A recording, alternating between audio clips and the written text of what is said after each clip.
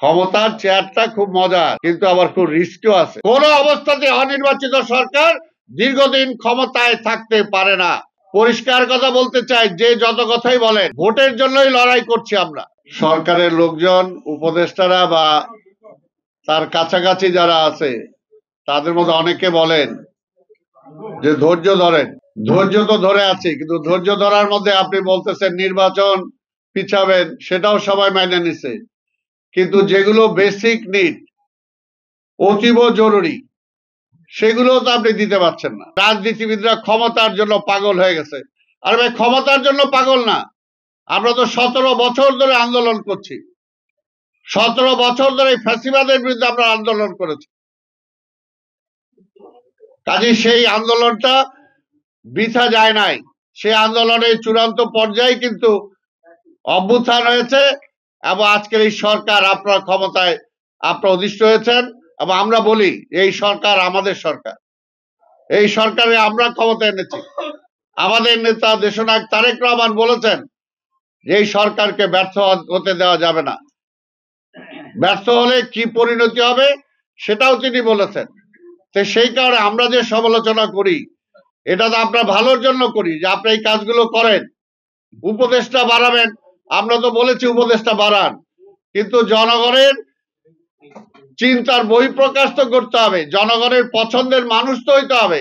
এখন থেকে যে কোনো কাজ এই সরকার করতে হলে, গুরুত্বপূর্ণ যে কোনো সিদ্ধান্ত নিতে হলে, আমি বলবো আন্দোলনকারী সকল রাজনৈতিক দলের সাথে আলোচনা করে যে কোনো সিদ্ধান্ত নেওয়া উচিত। তা না হলে তারা ভুল করবে।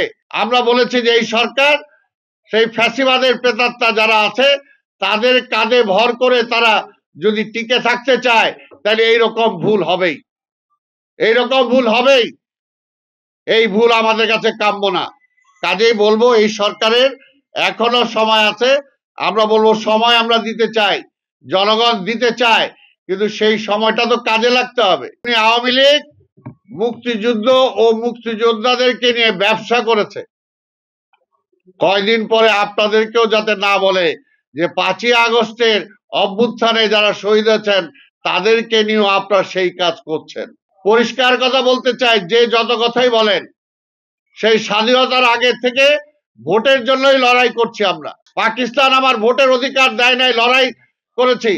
7ই মার্চের বক্তৃতা শুনে দেখেন কি আছে সেখানে। তারপরে আওয়ামী লীগ ক্ষমতায় আসার পরে আমার ভোটের অধিকার কেড়ে নিচ্ছে, সেটার জন্য লড়াই করেছি। আমরা এটা চাবো না তো কি চাবো? একটা অনির্বাচিত সরকার চাবো? কোন অবস্থাতে অনির্বাচিত সরকার দীর্ঘদিন ক্ষমতায় থাকতে পারে না। যদি থাকে তাহলে আরেকটা ফ্যাসিস্টের জন্ম হয়।